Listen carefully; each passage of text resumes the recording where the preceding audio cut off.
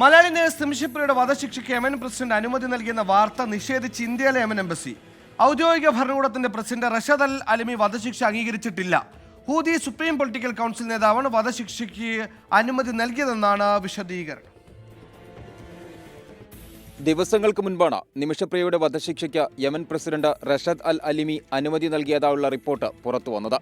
ഈ റിപ്പോർട്ടാണ് ഇന്ത്യയിലെ യമൻ എംബസി തള്ളിയത്.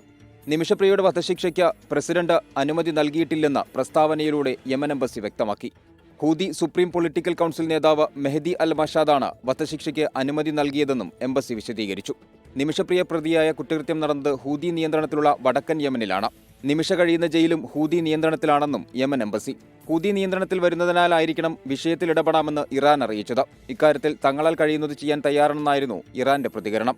നിമിഷപ്രിയയുടെ വധശിക്ഷയിൽ നിന്നുള്ള മോചനത്തിനായി യമനിലെ ഇന്ത്യൻ എംബസി ഉദ്യോഗസ്ഥരും നിയമവിദഗ്ധരും ചർച്ചകൾ തുടരുകയാണ്. കൊല്ലപ്പെട്ട തലാൽ അബ്ദു മെഹദിയുടെ കുടുംബം മാപ്പ് നൽകിയാൽ നിമിഷപ്രിയയ്ക്ക് വധശിക്ഷയിൽ നിന്ന് മോചനം ലഭിക്കും. 24 ഡൽഹി.